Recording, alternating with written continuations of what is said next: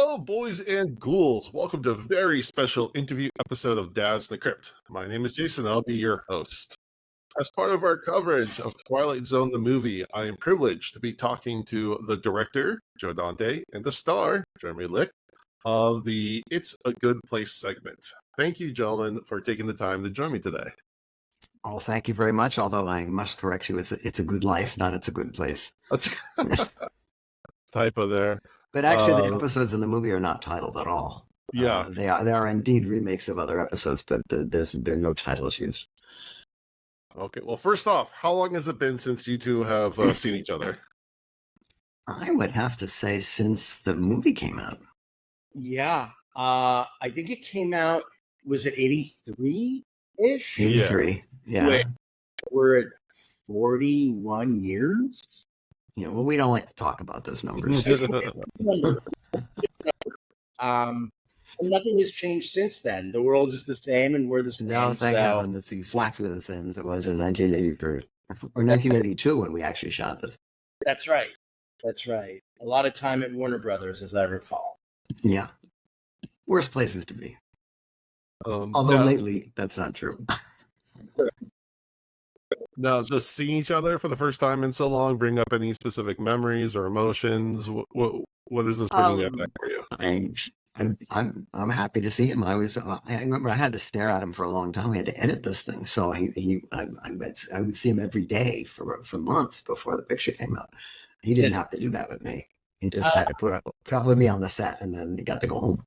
I had such a good time. We'll talk about being on the set, but it is really, in my career, my acting career, one of my absolute favorite memories was working on that segment, and just kind of how fun and strange and wacky and truly interesting. I mean, I was 12, maybe 12, 13, somewhere in there, working with all adults.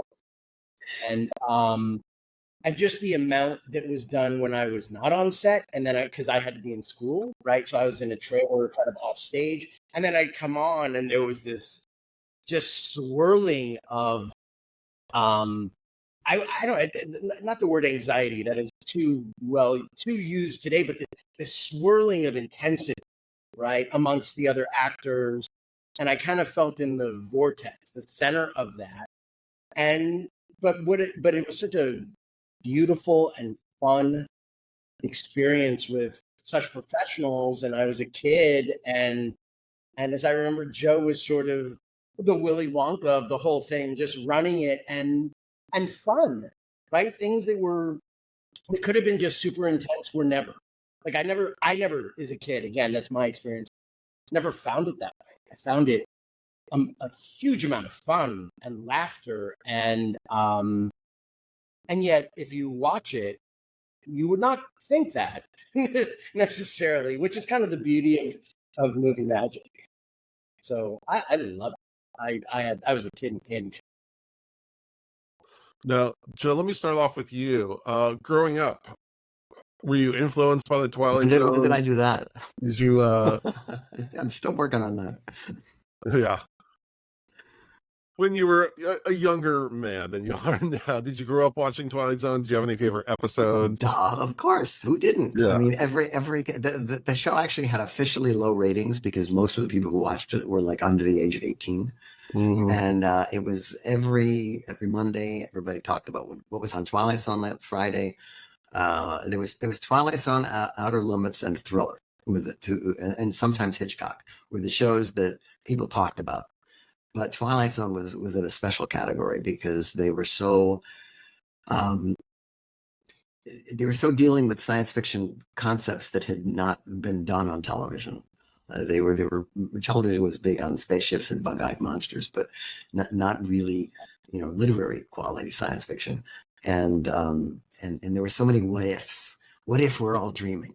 What if this isn't real? And it was mind expanding for kids. I mean, it was I think in its way one of the most educational television shows that was ever on television.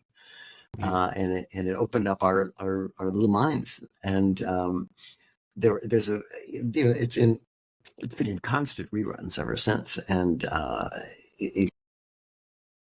they have marathons like every holiday, and different stations have different marathons.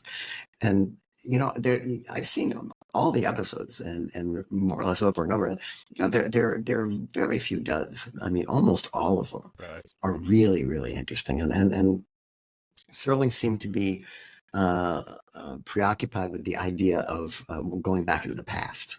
He seemed to not be a man who was happy with the era that he was born in. So many of the stories are based on people who are going back to their earlier lives through magic or through getting off a train or whatever, and they're very bittersweet. This one was based on a story by Jerome Bixby, and it was an adaptation, and that Serling not only wrote the screenplay for here, but he actually wrote a feature version, which I discovered while I was planning. We were planning the Twilight Zone movie, and he had done it a number of years before, and it was just a little too small a concept to be able to stretch to 90 minutes, and so it seemed padded.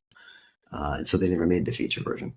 But my gripe with the producers was that I thought that we should do new episodes. I thought the great thing about the Twilight Zone was that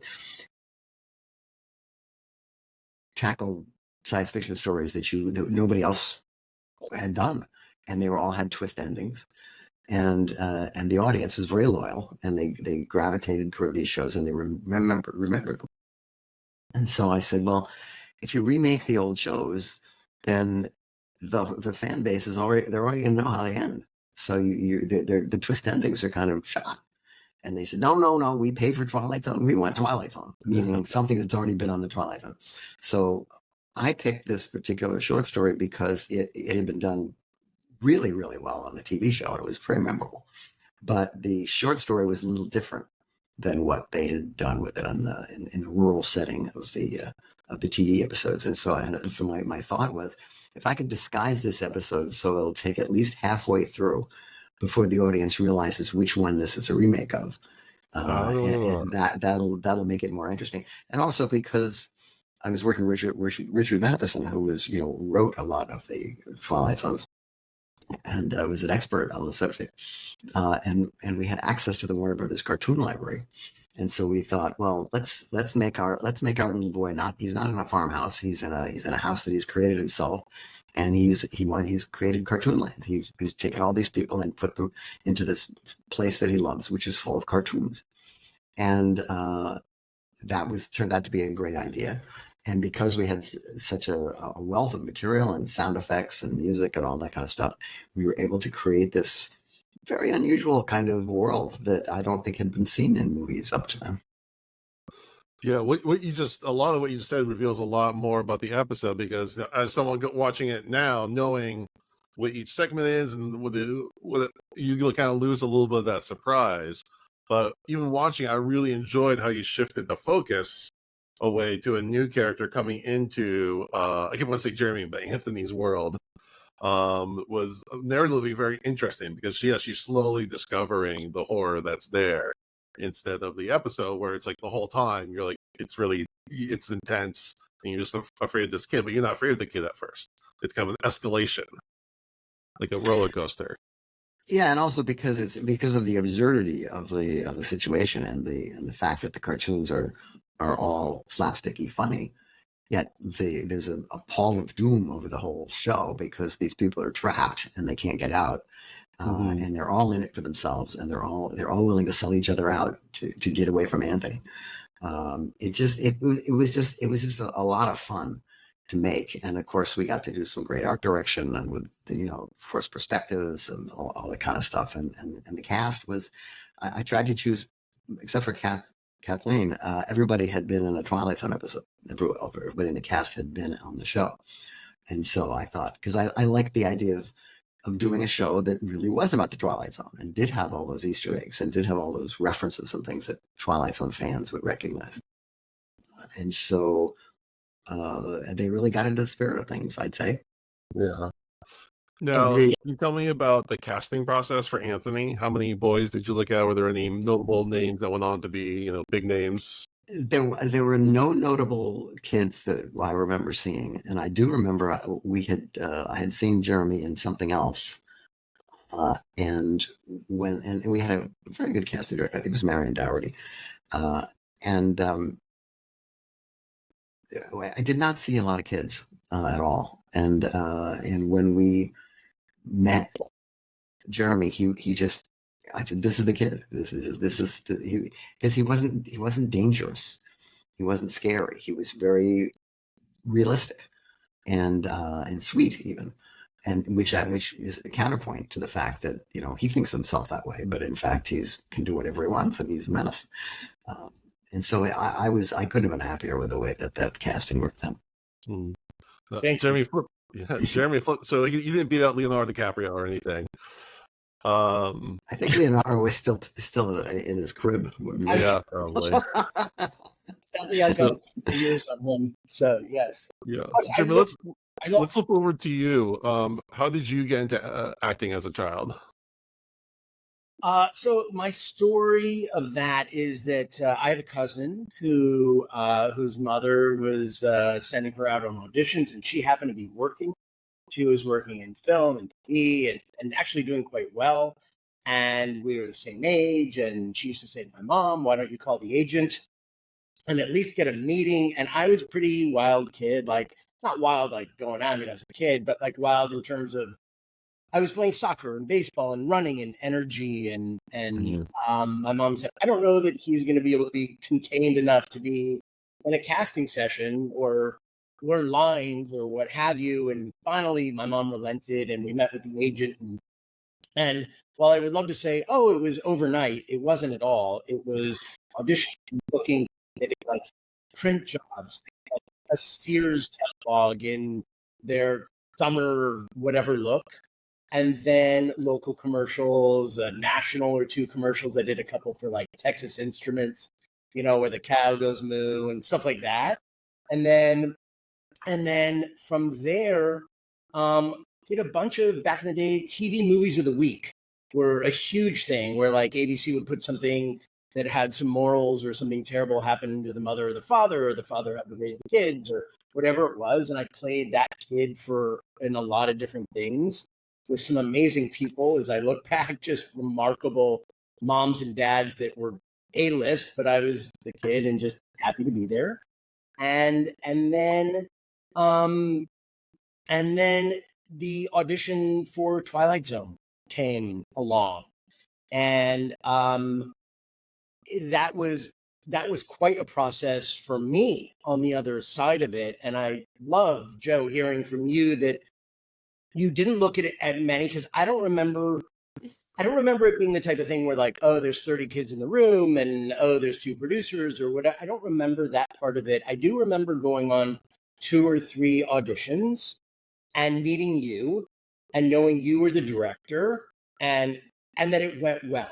Like, again, this is a while ago, but that it went well. And then there was the unfortunate situation that happened on set that had nothing to do with us. And then everything shut down. Right. So that was kind of the end of that for a prolonged period of time. And then many, many months later, I couldn't even tell you how many months, getting a call saying, they want to see you again. And going back into the room, and Joe, it was you. And the only other person I want to say knew, I didn't know, was Steven Spielberg.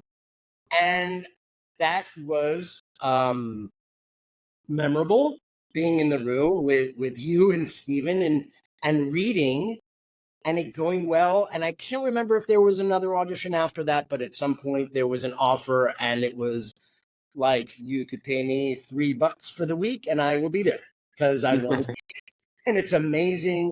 And the script was great. And it was, so that's the process I remember. I'm sure there was so much more detail behind the scene, but that's the part that I remember. And then being on Warner Brothers in the same costume for 3 months, shooting the half-hour episode for a really prolonged, obviously for that long, because there was so much involved. And and so many different looks and so many different shots. And one of the things I do remember, and again, I'm remembering this as a 12 or 13-year-old kid, is that everyone was really nice and that everybody was really great. And not everybody is always nice back in the day to the kid, right? Not everybody always is. But it was. And it was one of my fondest experiences to this. Yeah, we were pretty much convinced after when we woke up the morning of the accident that and saw the newspapers that this picture was probably going to happen. Right. Because it was a disaster. I mean, it was the worst publicity you could possibly get. And yet it turned out that because this was a Spielberg production, and Warner, it would be the first Spielberg production with Warner Brothers. And he had recently moved to Universal, and they were desperate to have him do a picture for them. And so apparently they just threw caution to the winds and said, well, we're just going to try to ignore this. We're going to go ahead with the rest of the movie as if this hadn't happened. But the interesting downside or upside for me and George Miller was that because it was such a hot potato, nobody paid any attention to it.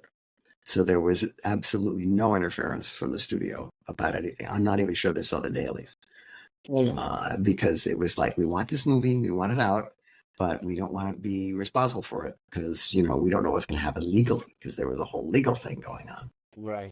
And so everybody just gritted their teeth and said, okay, we'll just go ahead and we'll go ahead and finish the movie, which is what we did. And it luckily, because George Miller and I got the best out of it because our stuff was unexpected and the previous 2 episodes were compromised.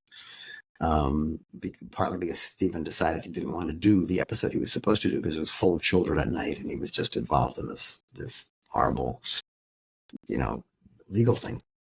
So he changed episodes and he did one that he could do on a set, and he sort of did it and got it done with, and then it was over. But George and I spent, we spent some money, and George spent a lot of money. I mean, his episode had to do it to visit that set and see that airplane hanging from the roof of the soundstage with all the wind and fog and stuff, and the guy on the wing and all that. Like, it was thrilling. I mean, it was the most exciting set I was ever on, and I wasn't even directing it. I remember seeing that as well. And I think they shot it after us, didn't they? Shoot after? Just after. Well, it was almost at the same time. As soon as we were done, they started. Yeah, so I remember seeing that mock-up plane, and the truth is, I only got our script, so I didn't know any of the other things that had gone on, except obviously what we had all heard tragically in the news, that there was that scene that went awry. But other than that, and then going on that set and seeing different chunks of an airplane and going, I wonder what they're going to do with that. Well, I loved that. So, the original concept before all this happened and came down was that characters from one episode were going to reappear in other episodes, so that it would actually be a movie with characters who were cross purposes and would show up in different episodes, which by the way were in a different order. It was a whole sort of a different concept, which they had to sort of throw out and start over with. So you got Dan Aykroyd showing up at the very, very end. Is the only part of that. Well, that actually, then they had already shot a different ending. My episode was supposed to be the last episode before George was hired, and there was a scene where Albert Brooks and Dan Aykroyd are driving at night, and they pick up Kathleen Kuhlman, and they do this scary thing, that they don't want to see something scary, but so they shot all that. I was there that night. But that they had to throw all that out because that they changed the order of the episodes, and so and then George had gone back to Australia, and to do the real ending in the ambulance with John Lithgow, I had to shoot because he wasn't there. So it was a very ad hoc movie with everybody sort of just chipping in and contributing what they could in order to get the thing done. Well, I'm getting a huge education today because I didn't know. No, I love this. I mean, none of this is on IMDb even. So I think this is.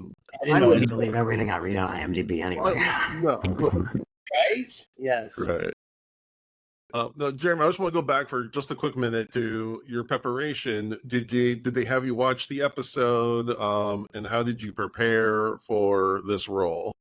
What did Um, you envision? I did not see this episode before we shot. I didn't see the original Bill Mumy episode at all until later.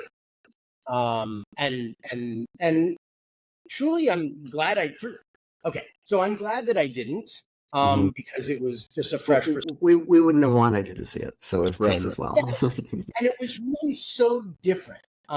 Just even if I just took the script as given to me, that the character of Anthony that I'll say, given on the page was very different than that other character where you guys were talking about earlier. Sort of there was always this doom that you felt from him, where in our episode you actually, especially in that beginning scene in the diner, he's eliciting sympathy. And this poor guy, like this poor kid is being pushed around by this bully, and, and, oh, the girl, please take me home. And, oh, it's this sympathy that he's eliciting. And then you get in the house and, things are weird, but it grows. There's a build that is there that wasn't there. And I'm not comparing the two as good or bad. It's not that. It's just different choices, different scripts. So no, I never saw it. And I don't know that it was ever a conscious thing like, oh, I do want to see it or I don't. I just hadn't. So in terms of preparing for it, to be honest with you, it seems to me, I don't know that. I mean, there was preparation in terms of, obviously there was a great deal of rehearsal before every scene, both in intention and in blocking and what is it. But so much of that was on the page that, other than like, okay, you're gonna blink your eyes and you're gonna appear at the top of the stairs. Oh, okay, I get that now, right? Because I wouldn't have known that was that jump, but that gives me that freedom to now know, oh, that's what this is going to happen. So play it cool, or no, this is where we do see him start to get more upset. But a lot of that was on the page. It was there where he gets built up, and the Ethel character played by Nancy Cartwright, who will never go on to do anything after this, I'm sure.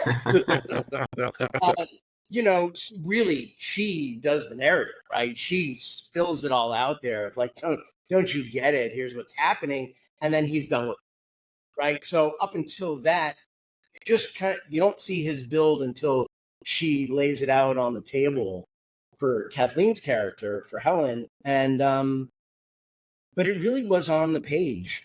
I don't know, Joe, maybe you would remember that differently. Well, one of the reasons there was so much rehearsals is that we had to sync up with a lot of times the things that were on the television. Right. Because the cartoon clips had to match exactly what was going on in the foreground. Right. So we sometimes it would work and sometimes it wouldn't, and we'd have to change it. But the actors were they were so into it. I mean, and they're all basically very humorous people. I mean, Patricia Barry playing the ditzy mom who doesn't know what she's cooking because Anthony hasn't told her yet, and Kevin McCarthy as Uncle Walt, who is made to do magic tricks with giant rabbits, and Bill Shallard, who is everybody's mom, everybody's TV dad, is now terrified of this kid. It was fun. It was fun to go to work. And then plus there's a lot of Rob Bottin special effects that were mostly done, I think, but you were probably gone by then because it took so long. A few of those puppets I remember, but a lot of the absolute destruction of the set I wasn't there for. But some of the puppetry work and the stuff that came out of the TV initially, I remember being there for. And then some of it was, again, this is really before CG, right? Where a lot of it is practical. I remember distinctly, Joe, you saying, okay, so he's going to pull this sweet little bunny, the the hat. It's sweet. And it might have even been he's going to bring a different colored bunny or 2 or 3 bunnies or whatever. Well, actually, we cut it a little shorter. He actually takes several bunnies out of the hat. Okay, so different colors. But then we put it together. We thought, let's just get to the real bunny. So we took a whole bunch of them out. But when on set, we actually had him take out a lot of bunnies. Okay, so I remember that, but then obviously the final cut wasn't that. And then I remember you saying, okay, he's going to do this thing, and this is sort of an artist's rendering of what that's going to look like, but you created it, so you're not scared. Okay? Right? But everybody else, and even Patricia, she's going to drop the fishbowl and all this stuff. This is all right. So this was, the thing was, there's so much that was swirling around my character, who reacted completely the opposite of the others because he created it. He thought they'd love it. Like, he thought this is what everybody loves, right? I mean, it's for everyone. You know, I thought you'd want to be here. So, Jeremy, have you worked with effects before? Not like that. Mm-hmm. No, I mean, like stunts. Right. So not personally for me. Although I will tell you that I have watched with my kids the episode that we did, and that stunt, by the way, that stunt woman taking that bike crash from Queen's car is so good. Mm-hmm. It is so good. And then, of course, I just get up from under with the bent bike and come off looking like the hero. But it was not me. And I remember being on set and watching it, and it was awesome. So stuff like that. But you know, they're not going to let a kid. They wouldn't let a kid do it. Not on that show, particularly. Yeah. Well, it's funny because I watched it with my wife. And obviously she knows you, and so she was so enamored of seeing you as a child. But then when you get hit by the bike, she got really worried for you. And it's like, no, it's a stunt, or it's reverse, or there's tricks. It's okay. He didn't get really hit. Well, and I'll take it a step further. I think that in and of itself, that it was so shocking, right? She's just backing up, but he cruises in and gets clunked by this thing. Gives you even better sympathy. Right, exactly. This kid. Right? Like, oh my God, he's so sweet. We love him. You should take him home. Okay. Because that's what you did in the early 80s. Now you'd be like, wait, you got in the car with this person? Right. What else? That's a different subject. So there was no stranger danger back then. No stranger danger. No, she wasn't the danger. She didn't know that. Right. And I want to talk more about that diner scene. So obviously you got Bill to come in and do a cameo. Did he give you any mentoring advice? Would he how did he interact with you much? Me? Yeah. Not that I recall.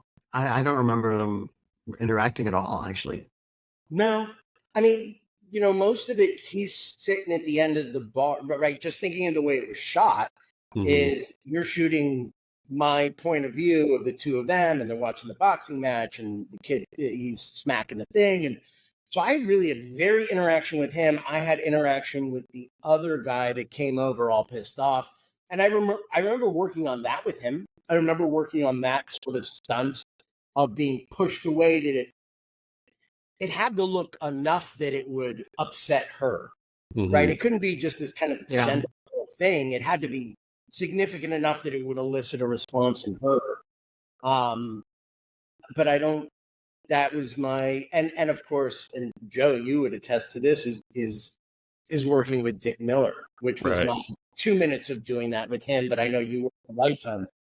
Yeah, I mean, it's always a treat when Dick Miller comes up in the movie. I mean, I'm partial to his scenes in Demon Knight for many, many reasons.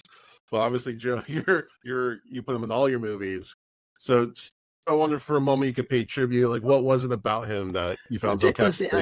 He was an actor that I grew up watching in Roger Corman movies, and I always liked him. And then when I got a chance to make my first movie, which I thought would probably be my only movie, I said, well, I should have Dick Miller in this movie. So he came in and played the sleazy agent, not for the first time. And we got along great. And I thought, not only do I like watching this guy act, I like him personally. So every time I got a script for anything, I always would, first I want to see if I want to do it, and second of all, is there a part for Dick Miller? And the great thing about Dick was that he could be good in a small part, be good in a big part. He didn't seem to mind. He was one of those actors. He liked to act. He was an actor. And so he's in some of my movies, he's in for one scene. In other movies, he's got like a third lead. So I just, it was a perk for me. I mean, I like actors anyway.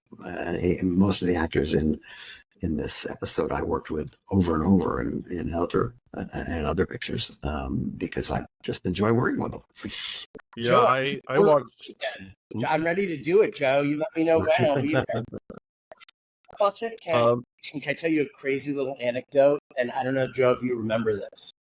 So I want to say 15 years ago. So my wife, Kim, is an actress. And my wife, she goes on an audition for a show, CSI New York. Okay, now you know where I'm going. Yeah. So, and books it. And she books the role of a woman who's having an affair, and the husband comes home and he stuffs a hypodermic needle in her neck, and she and the lover are dead. And I'm not giving anything away. Sorry for the spoiler there. But I look at the call sheet. She goes, "Yeah, I got to be on set at whatever time tomorrow." And I'm looking at the call sheet and who's directing it, but Joe Dante. And I went, "Oh, this is going to be fun." I said, "You have to go up. Yeah, obviously you're going to work with Joe. You're going to talk to him." I go, "You have to tell him that you're my wife. He remembers me as 12 or 13. You have to go and tell him you're my wife." So Kim says something to Joe, and Joe says, "How could you be married to a 12 or 13-year-old?" She did seem a little strange. If you get together, you'll think it's even more strange. But it was just, I loved life's little full circle there. It was just great when she came home and told me about it. Wow. And I also want to bring up again actors that you've cast many times. The other night I watched Inner Space, which I loved that movie when I was a kid. I used to watch that all the time. I didn't get a lot of it because I was so young, but then we see Kevin McCarthy showing up. Who was in your episode and Invasion of the Body Snatchers, and also the Tales from the Crypt episode, Curiosity Killed the Cat. Just such a great actor. He gives such a great performance. And just the nervous energy he brings in his role in this, where he's like trying to, "Where's my hat?" He was a great guy. I tend to become friends with these people when I don't. You look at my movies, you'll see the same people reappearing over and over and over, and it's not just because they happen to be in town that week. It's because they're friends of mine, and I like having my friends on the set. I like having a happy vibe. I like people who I like to work with and who can anticipate the things that I want, and I can anticipate the things they want because we work together so many times. The one that's a very quick role is Sherry Curry. As the sister. Sherry only has this one shot, but Mike Nichols once told me at some restaurant, he said, my daughter saw that episode and I couldn't get her to sleep for a month. Because there's something apparently about the idea of a woman with no mouth that is very disturbing to people, particularly women, oddly enough. Well, can I tell you real quickly my experience with go ahead. a particular scene? So I had been in, again, a lot of this time I had to be in a schoolroom, which was just adjacent to the sound stage in a little trailer, right? And I was called to the set, and I'm walking on the set as she's walking off. And I see this woman with exactly what you saw with no mouth. And I remember, first of all, having read the script and knowing this, and it was incredibly jarring, and almost sort of taken aback at also how amazing it looked. I mean, that was all makeup. Again, no CG. There's no camera tricks here. She looked amazingly terrifying as that. And I was in the movie and knew it was so jarring. So it was, she did an amazing job. And to this day, when people do bring that up, and people still say to me, "You were the one with the girl with no mouth." Yes, And that was like, it's on screen for like, what, 10 seconds, you know? Yeah, not even. And we walk by, and that's it. Like, again, like you said, Mike Nichols' daughter. You don't forget that. People don't forget that look. So It's also funny to have a musician who's being silenced. right. Yeah, we thought that was kind of funny. And Jeremy, you were telling me the other day that you did a convention next to her. So I got invited, I want to say it was like 10 or 11 years ago, to go back to Charlotte to do some sort of horror sci-fi con, some Autograph convention. Thank you. Thank you. I don't really do them, so they were like, Charlotte, and you and your wife can go, and it'll be a fun weekend. And I went, oh, barbecue, let's go. Okay, so we went back there, and I ended up getting seated near Sheree Curry was there, Dick Miller was there, and I actually got to meet, unrelated to this entirely, Richard Keel, who was not doing well at the time, but it was amazing to see these people, seeing Sheree and seeing Dick, who was not doing great at the time, but it was so heartwarming. I had to go up and like reintroduce myself, like I would to you, Joe, because again, you remember me at 13. But it was just awesome to just see these people that you worked with so long ago, and she looked awesome, much better with a mouth, and just so kind.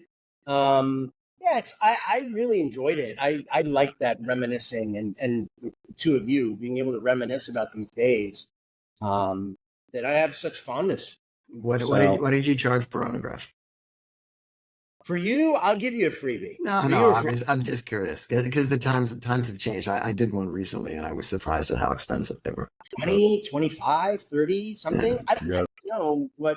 Why? What do you charge? Well, I didn't used to charge at all until I went to these. I'm signing stuff for free all over the place. Yeah. And then I guess it was at the Beverly Garland Hotel in Vineland. There was my first convention where people, were they used to call it a has-been convention, but it was basically people who'd been in the business for a long time and maybe were working, maybe were not working, and they would have autographs and pictures of themselves, and they would sell them. And I saw that people would change hands, cash would change hands, and I told Kevin McCarthy about it. I said, Kevin, you got to try one of these things because when you leave with this shoebox full of money. Right. And he said, that's ridiculous. They really paid money for an autograph. I said, yeah. So he did one, and he was converted.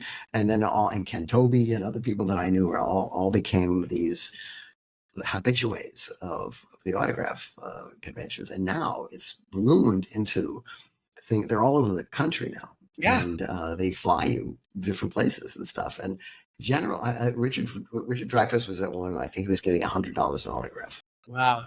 Which seemed high to me. Not that I don't, I dislike Richard Dreyfuss, but that's a lot of money for an autograph. It is a lot of money. I'll tell you my favorite part of that whole thing, to be honest with you, and for my wife who went with me to it, was seeing the people that came to those that so loved the work that you or I or whomever had done. Absolutely. That's the reward. It's not the money. It's just to meet these people. They're so happy to have you. They can't believe you taking the time to show up and sign autographs for them, and they are such fans, and they're so dedicated. Which in turn gives you that gratitude that they showed up. It felt very mutually beneficial, right? I mean, yes, the money was great, but the money aside just felt good from the heart because they enjoyed it and we enjoyed it, and that was great. It was a lot of fun. Yeah, speaking from the fan side of things, a lot of it has to do with how often someone does conventions. So rarely, so Richard Dreyfuss hasn't really done conventions ever really until recently. So I think that inflates his number a bunch. Mm-hmm. So it depends on what your level of icon is.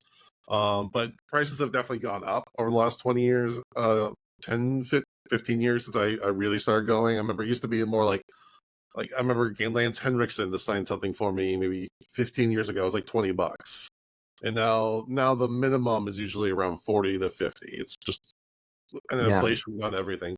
And then there's the extra charge for a picture, and then the Yeah. combos, and it's all very scientific. Right. And I think a lot of people almost would rather have the picture, the selfie, rather than the signature. Unless you're trying to unless you're a collector, it's almost, something fun you can Like, post. Yeah, where are you going to put all these pictures? That's what I always thought. I mean, Yeah. I never thought to get autographs with people when I worked with them. I just wasn't in my. I did never. I got Rod Taylor's autograph on a Time Machine lobby card because I happened to have it there, and but for the most part, it just never occurred to me right. to get autographs because I wasn't an autograph collector. I was a poster collector. I collected lots of posters, but I didn't get them. I didn't collect them so that they could be signed. I just collected them because I liked to have posters. And a lot of prop people I talk to that collect props and whatnot, they say don't get those signed. If some people prefer to Oh yeah, see, no, don't get them signed. Definitely true. And also don't put. And when you get them signed, don't have it personalized because then you can't sell them. Right. Well, yeah. So it all really depends on what matters to you. So yeah, if you want to resell it, then yes, don't personalize and don't sign on the prop. Joe, I'm gonna have to check out how we're trending on eBay after this. See if our I'm sure after this comes out, it'll be way up. Way up.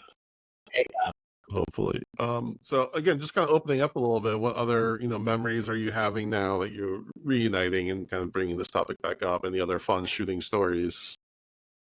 Well, it was only a short, it was not a feature.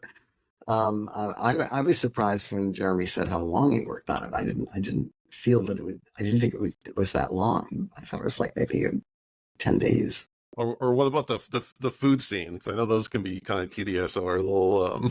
Well, with that food, that was horrible food. But it had to be edible. That's the problem because people actually had to chew it. And God bless Kevin McCarthy, he just kept eating and eating potato chips. We had to take them away from him.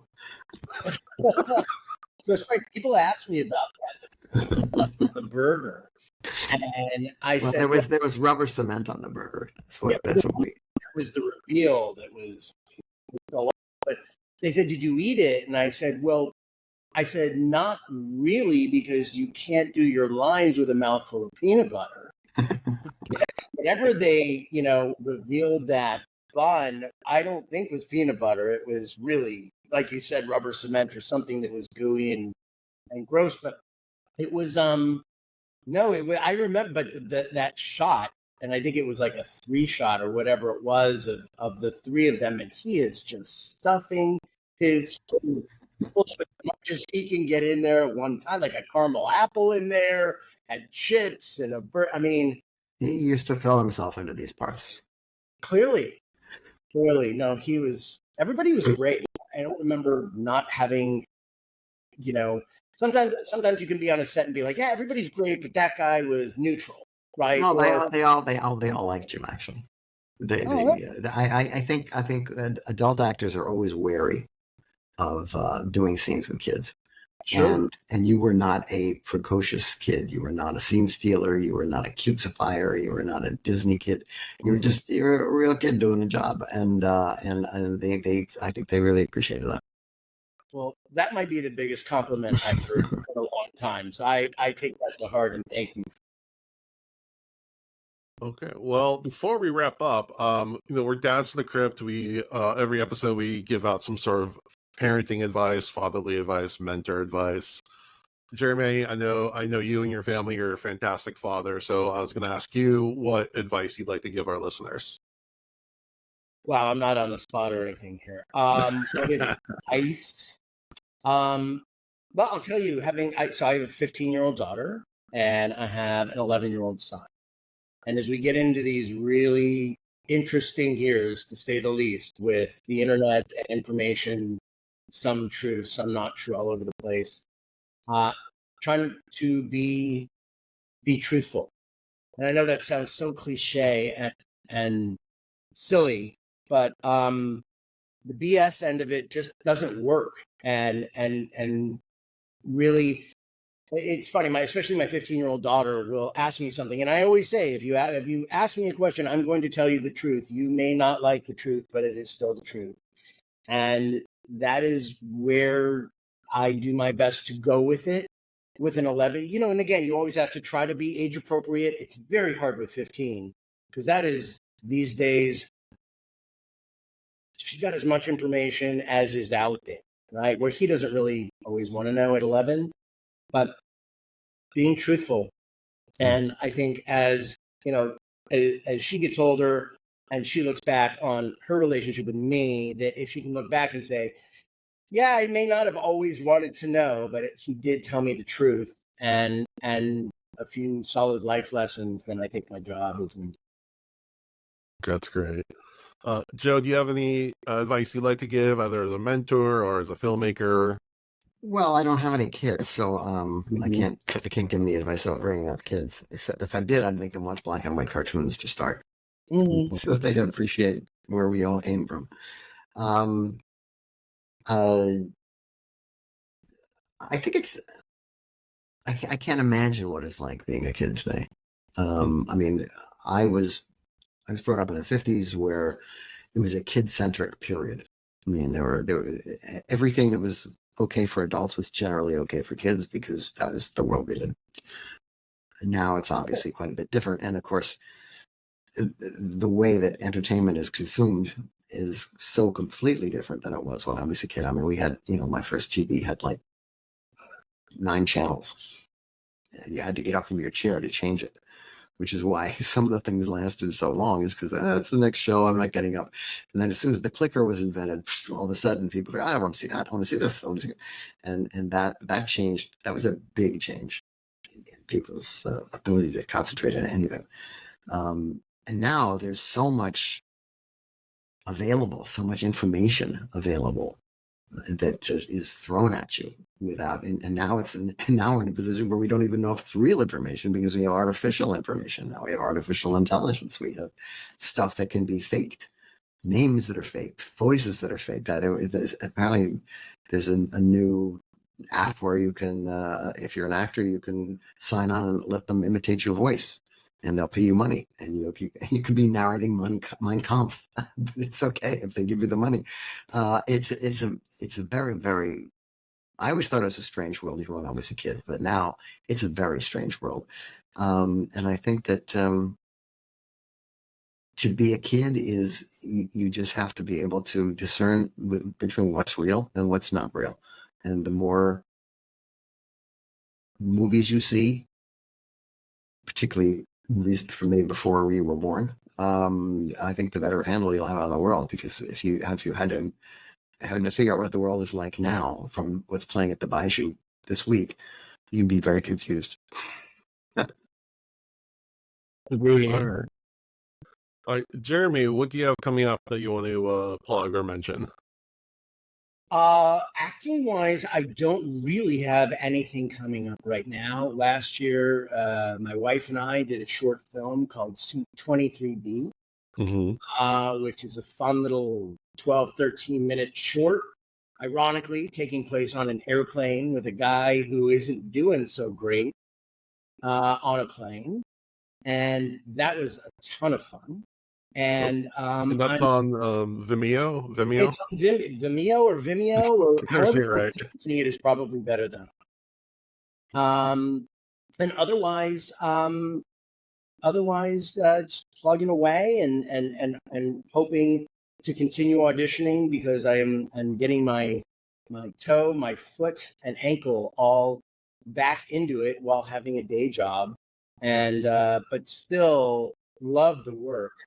To me, there is just nothing like being on set and playing make-believe and getting to be all the kinds of absurd and ridiculous types of characters that are thrown at me. So See, he never grew up.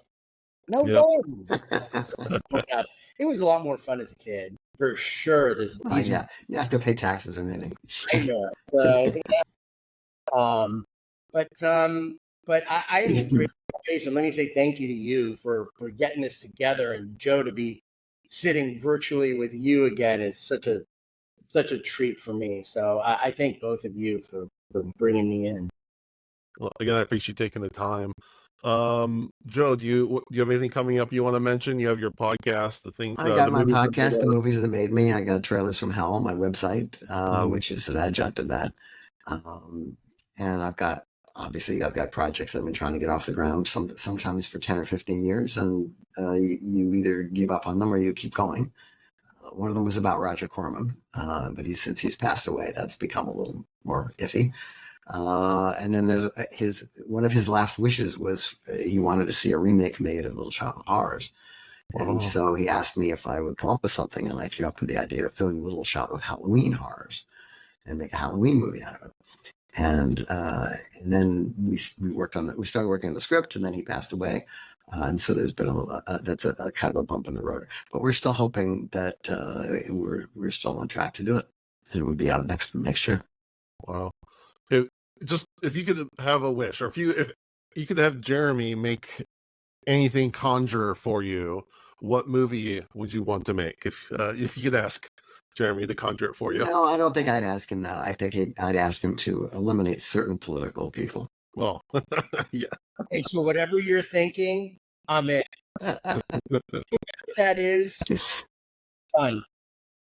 Unless All something related to him, in which case I had nothing to do with it. Of course not. Of course not. Okay. Well, again, I really appreciate both of you. This is a real treat for me and my listeners. Again, to shed light on a rather underappreciated segment of a movie is always a fun thing to do. I appreciate everyone for listening. I'd really appreciate if everyone listening would give us a rating or review on iTunes, like and subscribe on YouTube, and follow Dads from the Crypt Talk on TikTok. And with that, we thank you for listening to Dads from the Crypt.